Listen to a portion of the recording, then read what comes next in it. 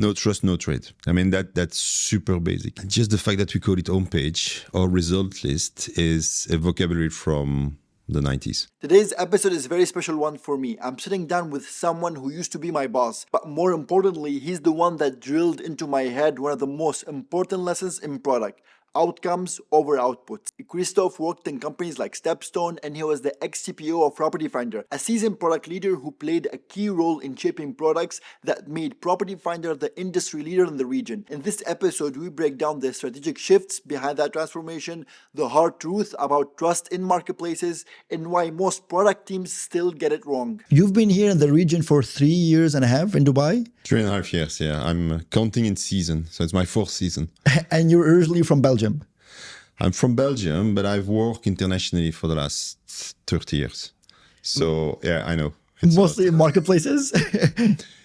Actually, I start in digital the year Google was launched. At the beginning, it was more about bringing business to the internet. Remember that term, internet? Yes. Then we moved to the web. And then I've been in digital transformation till 2009, where I joined the marketplace for job. Before we dive into those experiences, what was the most surprising thing you found when you got into Dubai? Dubai is amazing in terms of quick decision and activation. If you think of there is no debate. Something is decided, you put that in place immediately. It means that they are quick learner, they are acting super fast, and they want to improve all the time. And that's something fascinating. I mean, if you go look back in Europe, you hesitate, you discuss. There is this analysis paralysis syndrome. When you have too much data, you cannot activate stuff. Here, it's super fast. From the government to every startup. So that's it's really, really refreshing. We worked together in Property Finder. You were ex-CPO of Property Finder. Under your leadership, you led a completely new transformation in Property Finder, driving growth 50%. What is the strategic shifts behind this transformation, and which initiatives had the biggest impact? In marketplace, what matters is to be the indisputable market leader. Okay, when I joined, it was a tough competition. There is Dubizzle, there is Bayut, there is Property Finder, and it was really not clear who owns the market. 3 years after, that's clear. Property Finder owns the market. Now, the way you do that, it's obviously not just a product show. It's a company show. So you should really talk to the company leadership to say how it happen. The point on the product side is like marketplace here were quite untrustful. We listened to a lot of consumer complaint. It was always the same stuff. Listing is not available, or it's a fake listing. The agent is not responding. So it's nothing Property Finder could fix if you think of it. We just advertise listing. And the trick was actually to go beyond what we could fix. Go the extra mile and take control of stuff that you don't usually control. And that's how you end up with product like Super Agent, where actually technically you score best agent, you give them additional visibility. But what it means from a B2B go-to-market is that you tell clients, hey guys, please help building your commercial team, your agent team, train them properly so that they answer every lead. It was a bit of a complicated go-to-market, but we definitely succeed. The industry love it. AI techniques, we could improve the inventory. So everything you did manually to verify listing can be now more and more automated, regulated by the government as well. So we have API, we manage a lot of data to clean completely the inventory. And finally, it was more about the perception of ROI for clients. So how do you prove that by doing business with a brand, in that case Property Finder, you get much more value out of that? And that opens a new avenue. So you see, I don't speak about feature here. I'm thinking about what's your value proposition to client. The feature come next. So there is always debate at different level. A CPO will care about the company trajectory. What do we need to fix? Trust was a big element. Return of investment for client was another one. And how you translate that into a product, that's the magic of product. Real estate marketplace. Do you think like we should have a market leader, a winner takes all, or you think there's an opportunity for several companies in the region? Every market is regulated by competition. It's always good to have challenger. It's always good to have competition. I mean, I give you an anecdote. I left Property Finder. I met the CEO of Dubizzle Group. Oh wow! Okay. I've met him in a lot of conference. So okay. We had some friendly chat. I thank him for copying our feature. Oh wow! Okay, but it's like that. I mean, in the digital world, nothing is permanent. So you need to be super agile to be evolved, and sometimes you copy with pride. But the fact that it's recognized, it's now applicable for the entire market. Say kudos. Product like Super Agent, you have True Broker. Because we are dealing with the same industry problem. That's the point. So in Europe, I was undisputable market leader in HR tech. But the minute you are too big, you can be disrupted by startup which come with new idea. But it's always this balance of innovation versus evolution that you need to take care. Property Finder, it's competing in markets UAE, Egypt, KSA. What do you consider the biggest competitive advantages in the prop tech space? It's Qatar, Bahrain as well. It's a company which is more than 15 years old, and the core of the business is... Network effect? It's not the network effect. We do one thing pretty good, and there is no dilution of your capabilities. We will not evolve to something else at this point in time. So the point is, like, when you master something, you can oil it to the point you can adapt, you can evolve, but the core doesn't change. We provide lead for client, we provide quality lead, we provide lead that convert very easily, and that's what client buy from. So there is no dilution of what we want to do, and they've been doing that for so many years. It's just like a blessing. So it's what do we do well? It's exactly that, deliver leads. Maybe you expect a product answer. Sorry for that, but what we sell to client is not the product. The product is just delivering what we sell to client. Deliver leads. But I remember when we used to work together, and when you always telling us, hey, if you have to make a compromise between B2B or between consumers, you always have to prioritize consumers. If you guys are in the business of delivering leads, why not prioritizing the businesses that bring us money? That's a very good point. I mean, it's the difference with a lead generation company.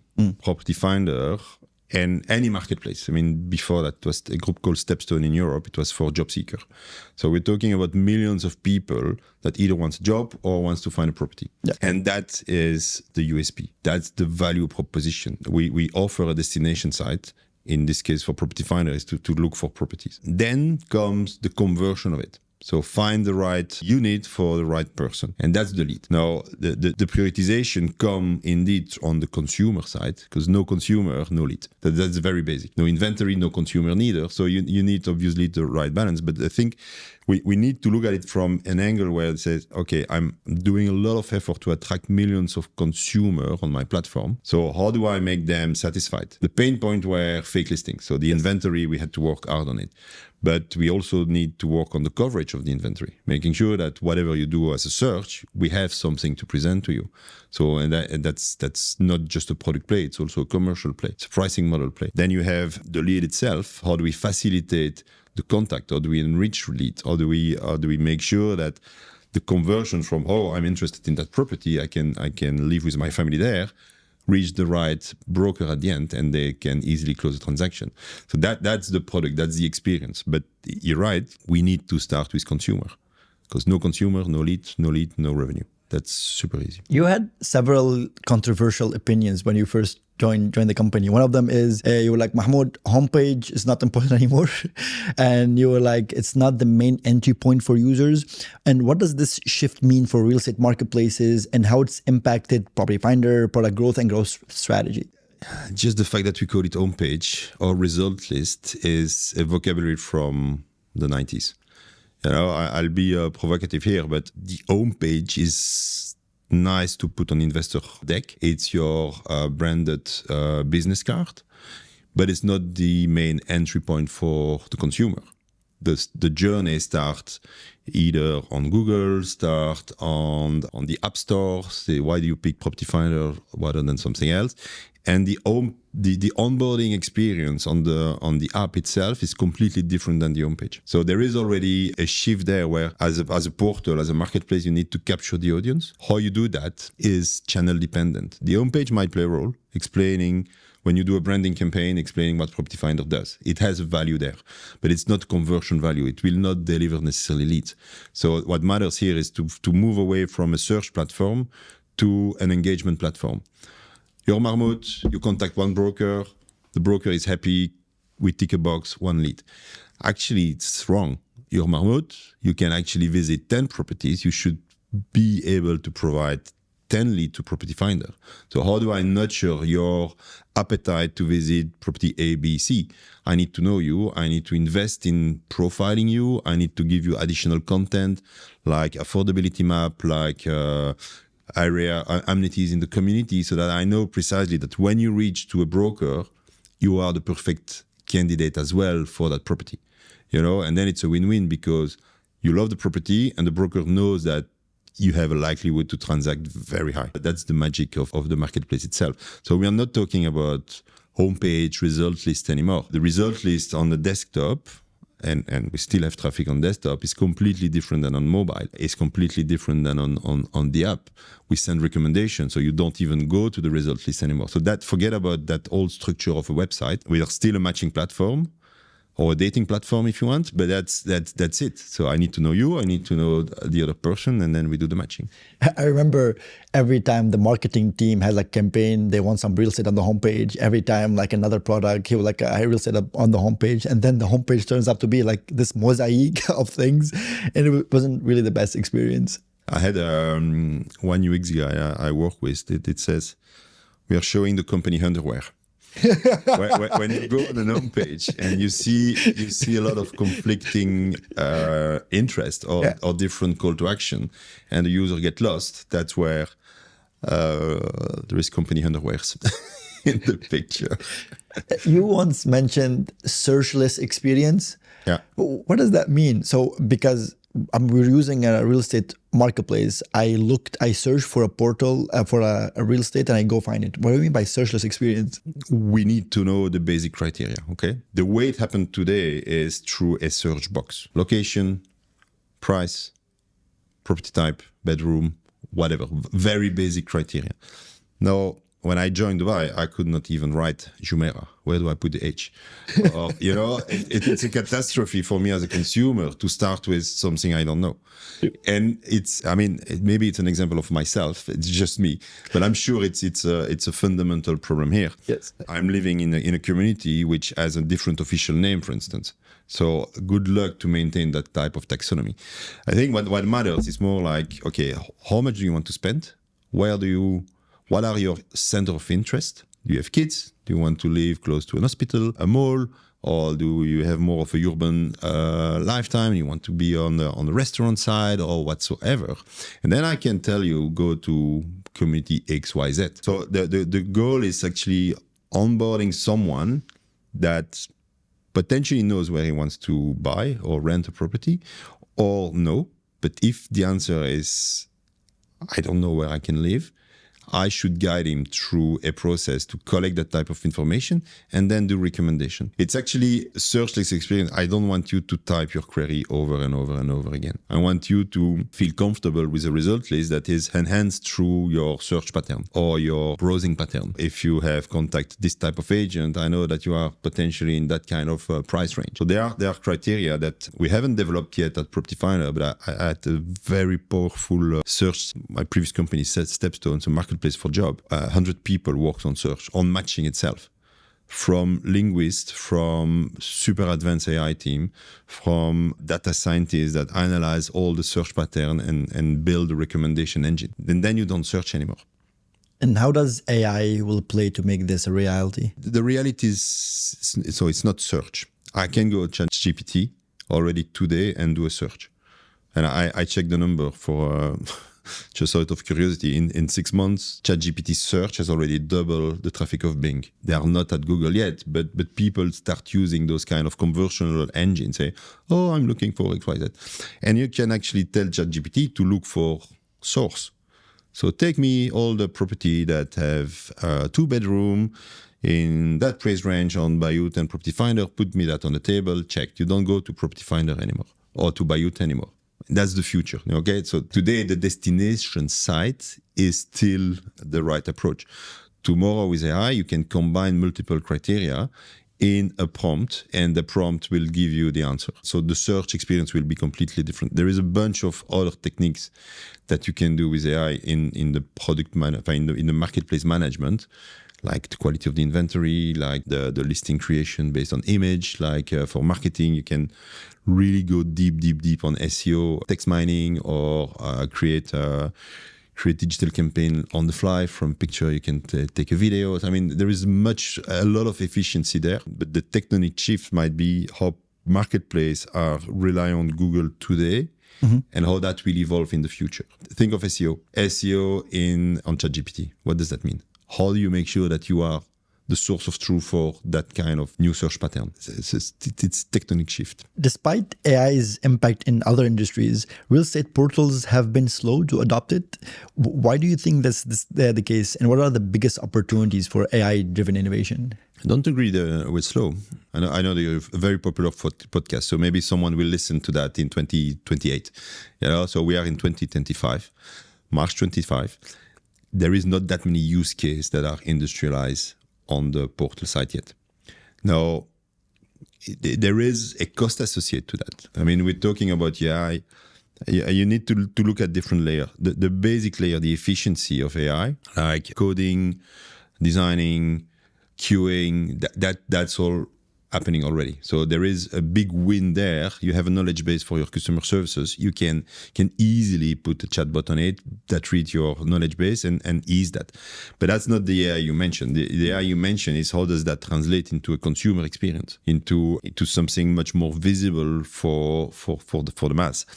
And that has a cost. I mean, if you pay by token, analyzing 10 millions of image, has a certain cost. The cost will still need to go down to really make it a mass market thing. Today, the way I look at it, it's like the iPhone number 5. You know that you have to go there. You know that you have to build an app, but it's too early to be completely democratized. It will come. The maturity will grow. The ease of use the cost will go down. So that definitely it's a trend that will materialize. But it's not that we are slow in adopting. Another problem that we have in marketplaces, when they want to scale, one of the things that you need to deal with is marketplace quality. So I'm just curious, how did you tackle this problem in Stepstone or in Property Finder? Because one of the most common issues that we have in real estate marketplaces is the bait and switch. So an agent might have a listing that's really, really good just to generate leads. How do you catch those bad actors? Clickbait listing, but that's something you can solve with AI, and that we've done that already. So we have different algorithms that check, for instance, is the price in the right range? Do we have any outliner there? And if there is an outliner or if there is something fishy, then we block it. So that's already been in place for the last 2 years. Starting with Dubai is super clean, it's super regulated on that. So we have less of that of an issue in Dubai, not in UAE, because there is other Emirates. The problem was massive in Egypt, for instance, where we had to deal with very, very dodgy price on the listing. And as a marketplace, it impacts all your value chain. So think of the SEO team saying, okay, cheap property in New Cairo. And the cheap is really massive mention. You're not credible. You lose your brand authority, and that has an impact on SEO. So we need to do that for the entire marketplace value chain, and we did test those algorithms basically in markets which are unregulated. You mentioned once that the search engine result page, the SERP, is the battlefield. What do you mean exactly by that, and how do you imagine this battle evolved over time? So the battlefield, I'm talking about the client side here, the B2B side, the one that actually pay the bill or pay a subscription to the marketplace. The higher you are on the list, the more leads you get. That's as simple as that. It's like Google. I mean, you never go to page 25. And goddamn, who goes on page 25? Why do we have 25 page or 100 page? The point, so that's what I mean. The battlefield is not the SERP. The battlefield is the visibility, is being more visible than competition to get the lead. So that's the battlefield. Now, how you get there, today it's still a SERP. Today it's still being higher on the list. At Stepstone, we had a different approach where freshness of content matters. We divide the list per publishing date first, and then quality, and then price. So there are different models. Yeah, there are other models that says, okay, you want to pay a premium price, then I have an algorithm that shuffle the results list. At the end of the day, it matters It's all the same. You need to be on top of the lead to get the leads. Do you have an engine that automatically put you back on top of the list if you have a low volume of lead? Or do you pay extra to be on that top of the list, or XYZ reason? But it's all about the visibility you create on your marketplace. I remember when we worked together, one of the things that you always mention is trust. And I'm a product manager. I create features. And you were like, Mahmoud, no, trust is very critical. What strategies you've implemented to ensure transparency, credibility, and trust between consumers and brokers? No trust, no trade. I mean, that's super basic. The strategy itself is like, you go to the pain point of consumer, you go to the pain point of real estate agencies. They are different. I'll start with the consumer side. Quality of the inventory matters. Responsiveness of agent matters. Third point was less of an issue. It's a combination of the inventory and pricing and availability. You tackle that methodically. You know that it must be on the agenda. You know that you need to do something with the response of agent, which either they don't respond, they don't know the community. So how do you tackle that? And that's how it has been roadmapped as super agent. The first name was trusted agent. We know that we had to work on it. That was a working name. And the project evolved to the point that we can say, okay, we need to track all the leads. I need to know which agency don't answer all the lead. And guess what? I'm going to that with that number to the client. Says, guys, you lose 30% of your lead. You don't answer 30% of the lead. So don't complain that we are too expensive. Just make sure that you answer all the lead. It was eye-opener for the client themselves because they didn't know. They didn't track that. So they trust the system, and then all of a sudden you come with data. Data don't lie. So you can do a much better job paying the same if you answer all those leads. And by the way, those are the agents you need to train. And the one that are actually answering in 5 minutes, you know what? They get additional visibility. So back to the battlefield discussion. And that's how you build a two-sided roadmap where you fix a consumer problem and then you become a trusted partner for the client as well. Technically speaking, it's all data. Data don't lie. We sense through NPS that we had an issue, then we dig, we discover that the lead were not answered. Painful for consumer, super expensive for client. And guess what? It's a win-win situation. I remember, Christophe, you were saying always, no trust, no trade, no trust, no trade. But even, I don't know how much we can talk about it, but your position was very interesting because when you joined, we did not have trust in the team. So management used to make us demo every month. I did not trust engineering. Engineering did not trust marketing. And this is something that even you did, not just as a product, in the team itself. How do you create trust in the team? Maybe it's my European bias in the region. So I've been trained, my first leadership position was in Germany. And Germany is a machine. Pretty bullet point driven, action driven, and there is no debate about emotion. Trust is exactly like that. You can actually build a trust equation. And yes, if you can share it with me, I would love to have it in the podcast. Yeah. So there is no copywriting on that. So unfortunately, I didn't invent that. It's well documented. Okay. But trust is earned. It's not given. Okay, and you earn trust by credibility. Are you credible in the story you tell? Are you a good product manager or not? Predictability, I'm telling you that I'm going to do that, you do it. So if you're not predictable, that's a big issue from a trust point of view. And so you just work on those two elements already, do the right hiring, and make sure that, sorry for my French, there is no bullshit statement. If you say that you're going to do it, you do it. Third is intimacy with stakeholder. So are you in a position to have tough discussion without taking it personally? So you need to build a kind of relationship so that you're not afraid to go to sales, the guy sales. Sorry, but you messed up. Or I know it's going to be a tough ride, but I'm going to launch super agent. I'm going to tell your client that they are not doing a great job. So how do we do that? Those are tough discussions and you need to create that. And then you multiply that. It's give you a score. You can lose everything if you have an hidden agenda. So credibility, predictability, intimacy divided by the hidden agenda, then you screwed. So if you have no hidden agenda, if you share the goals, then you earn the trust. And you need to work on those 4 dimensions because then everything works fine. So if someone is asking you to do a demo every month, what do they ask you actually? Justify that you've built something that I can see. If you are credible, if you are predictable, they will not ask you the question. And I remember the state of the data when I joined 3.5 years ago was super low. Launching feature without tracking it. So you can't justify any outcome. You can't justify any output. And I'm not saying it's back to what I like in Dubai. They are super quick learner. The minute they realize the needs, there's a full machine going on. It's just a maturity discussion at the time. But the real question is, why do they ask you to do a demo every month? They don't trust me. Because not predictable, not credible, or they didn't have enough intimacy to say, this is really not good. So there is a lot of dimension that you can dissect now when you have this equation in mind. Just do that, work on the 4 dimension and move on. Now I'm putting myself on blast here. I remember when you first came to the company, I've been told there's a new CPO, really good CPO, proven himself in the region, and he come to work with us. And you had one-on-one with each product manager. And one of the questions like, hey, Mahmoud, what have you worked on past 2 weeks? And I want to flex. And I was like, yeah, these are the things that I shipped. I shipped this feature. I shipped this feature.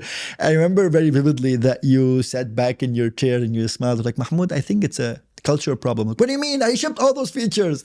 Like, Mahmoud, every product manager I spoke with, you guys talk about output and not really outcome. What do you mean by that? So an output is shipping. I'm shipping. I remember a discussion, was not with you, but a safe search. Okay, and it took me 2 months to get an answer. How many search are saved? How many search are started and end up being in a safe basket? I didn't get those answers. It was cool to have a safe search, but you don't have, what's the true outcome of a safe search? People coming back on the website. People getting the answer they need without having to redo a search. People technically then creating more lead because the safe search is accurate. And that's the outcome. Again, marketplace, it's a lead engine. The lead engine needs to be fueled by some technique, safe search, alert, whatever. And I could not get to the point that we're going to work on getting more leads per consumer. I always get to the answer like, I work on that super cool feature. And that's the output. The outcome is more lead. And that's the business outcome. What is the business expecting from your roadmap? How do you justify to spend millions of dollars in a roadmap? If you talk about feature, doesn't work. That's the output. You need to go to your CEO and says, you know what? Give me that type of team that costs so much, and I guarantee you that we're gonna have a cost of opportunity of 2x by just working on my roadmap. And that's how you justify stuff. So the outcome matters, especially in the trust part. So I'm back on my trust equation. If you just say, hey, look, this I changed the picture on the homepage. Oh, I changed the color of the bottom. Nobody will look at you and say, hey, great job. If you go and say, through that, I've doubled the conversions, people will say, oh, tell me more. You see? And so how do you talk to your stakeholder in a way that they understand? The output is our technicality as product manager. It's too complex. And now I'm suffering from the same problem, being head of product, managing product managers. I can see that all of my teams are very output driven, not outcome driven. How can I drill this into their mind the way that you did it to us? It's a drill. So don't give up. Don't give up. No, but again, I've been managing team of 250 people in product. Okay, so large organization. And it's indeed a cascade of events. I don't expect an entry-level PM to immediately talk about outcome. He will have to go through that curve and say, hey, super proud of what he's building. The building is a feature. Then his head of will have to coach him, say, look, this is what we've built together, and that's the outcome. Okay, so there is a training pattern there. As a leader, you need to coach that output culture because they need to deliver, but then the outcome result needs to be understood as well. That's the leadership coaching to your team. There's another thing that you drilled into our mind, which is data-driven. We say that we're data-driven, but we're not really. We used to collect data, but honestly, I never look at them. And even I remember, know. again, I'm being very vulnerable here. And I remember I was working on a feature and we were short on time, and I decided to release a feature with no way to tracking it. And you were like, Mahmoud, what are you doing? You're like, no, I released this feature. Look, it's really good. Like, yeah, Mahmoud, how would you know if it's working the same place? What was your reaction when you saw all of those? No, I was. I mean, that's my mind management time. I was pissed off. but I tell you why. I'm a strong believer of empowering the product team. So you need to do those mistakes. You can do it once. The minute you do it twice, then you really have an issue. You know, but it's and then you're not the only one. I remember, I won't give any name, but we released an app in a very dodgy store, and it says no tracking. I'm like, dude, why? It was really this data mindset was missing. Now, what matters for me is more like, okay, can we learn from that? Do you, as an individual, get better if I tell you that's not right? No, I cannot go to the board and say, guys, we've done a great job because I have no outcome. That's wrong for me. So I took a big risk on letting you delivering, knowing that the turnaround will be there, that you have to set up the tracking immediately. There is, I mean, it's a shared responsibility. I mean, at the end of the day, I'm the one accountable for that. So I just want to take that opportunity for you to grow in your mindset of product manager, because that's what matters. If I would have tell you, no go, you implement that, you're going to be frustrated. Your next release, just like, or Christophe will surely tell me something, I don't have to think about it anymore. That's not wrong. So that's not right. So I need to train you, the team, mindful of that. There's another thing that you worked on, which is, me personally, I was so afraid to fail. And even here I think maybe it's a culture thing. We don't want to make any mistakes. And you were like, guys, we need to experiment. And you said, okay, we did some mistake. What are the learnings? And then you gave us permission to experiment, have assumption, and do actually mistakes. And okay, we learned something. It wasn't really awful. Can you talk a little bit more about that? That's how I see a product management culture. You start with a pain point. You never start with a solution. So once you understand the pain point, you build hypotheses. But you don't know if what those hypotheses will answer the pain point. So for me, the product culture is really about understanding the needs, then creating hypotheses to fix the need or to actually start from scratch, and then iterate rapidly if something goes wrong, because it could be that your hypotheses were wrong. That's just the nature. That's why we have different iterations. That's why we call it agility. I mean, name it, but technically speaking, if every problem has a very solid solution from day one, what's the role of a product manager? You know, and that's what I mean. So empowering you to make those kind of exploration, discovery, I don't call it failure. I mean, for me, it's like, okay, you understand the problem, let's try, you know. And but I know for a fact that, I mean, I've been CPO for age now. It's not necessarily accepted in all culture or in all in all companies. If you have a very solid leadership team that know exactly where they want to go, there is very little room for innovation. But they don't need a CPO neither.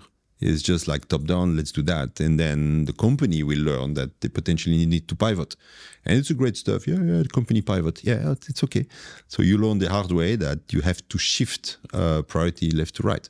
So, I mean, at the end of the day, it's I'm the way to make it as a reality. I usually work with a product manifesto. Like everybody knows the Agile Manifesto, yes. But I'm writing down, I'm documenting what I expect from you and what you expect from me. And this is then the rule of working in a product organization under my leadership. There are many models around, so but that's how I work. So we discussed one of the pillars that you implemented. One, trust. And two, you drilled in our head that we should be more outcome driven than output driven. You told us that it's okay to experiment if you have learnings. Data driven. We taught us that when we release a feature, having ability to measure its success, it should be part of the release itself. But what else that you found different that you tried really hard to drill in us as well? But I'll elaborate on your last point. When you release a feature, that scares me off. It's first making sure that whatever you do fits the roadmap. Yeah. So there is an abstraction layer above the feature that you need to understand. There is a direction which is linked to a roadmap. Not talking about vision statement. I'm talking about very, very pragmatic quarterly direction. You need to fit in that direction. And that's where I think a cascade of OKR works best. You know, the feature will be the end deliverable. You will deliver something, no doubt, but that will need to be linked to the roadmap, which then will link to the narrative of the year with the budget.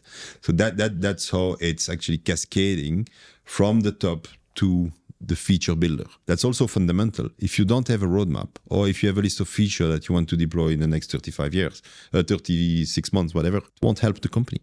You need to tell a story. The story needs to be activated through budget, through commitment of delivering.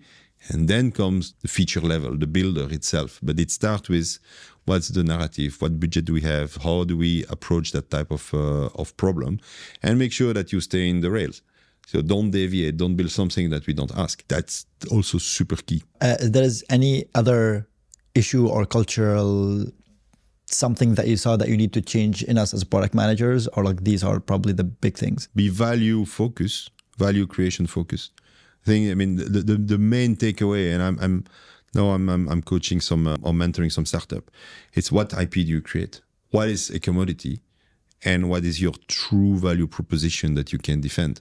As a product manager, you need to know that. You need to understand that safe search, it's a commodity. You know, it's a feature. Everybody can copy that next day. What do you really work on? Building that engagement machine, building that platform for consumer to come and find their property. So how do you link that with your own backlog? That's I think that's what matters. So be super mindful about what you create, not the how. The how is technical. You have a lot of product management practice and tech practice for that, but how do you support the company goal through what you create? What value you create? What IP you create? It's key to understand at all levels. The people that you work with, they always highlight the few things that makes you very impactful and very unique. One of them is you focus on the go-to-market as well. So usually most product managers, or at least for me, I just build the products and that's it. My job is done. No, you actually think about how to go to market channels. You work with the marketing team. How we should, as product and marketing, work together? Or is my job done as a product manager since I just create the product? My definition of product is not when the product is completed, when it's shipped, that you have IT consultancy firm for doing that. You have specs, you have a backlog. There is a lot of agile routine for that. Checked. But as a product manager, you care that you create this impact. A product is finished when you understand the impact it has on your company. Now, part of that is we keep referring to the safe search. You ship the safe search. Then you need to monitor if people use safe search, if it's if the reach is there, if the product is being adopted. If not, then you reiterate, and if you think it's the right hypothesis, you keep pushing that, or you drop and you remove the feature. But the thing is like you need to understand that the product is completed when it has an impact, and that's the go-to-market. How do you release a feature is part of the go-to-market, and we've done quite complicated go-to-market with Property Finder and even before. I put a logging wall on a job board in Europe. 80 million visits, all of a sudden they could not apply to a job without logging in. Huge issue. From a client side, they were losing CVs. On the business side, all the KPI dropped. But I knew that for a company, knowing who is behind the screen, start enriching profiles, start fine-tuning the recommendation engine was a massive asset. So I didn't give up, but I worked closely with the sales team to embrace those change. Same with Property Finder. When you launch Super Agent, and you're going to tell client that only the best get additional visibility, it's a tone of voice. We make it a very positive story. The backstory is the one that do not answer the leads lose credibility, you know, and whose reputation is at risk? It's Property Finder.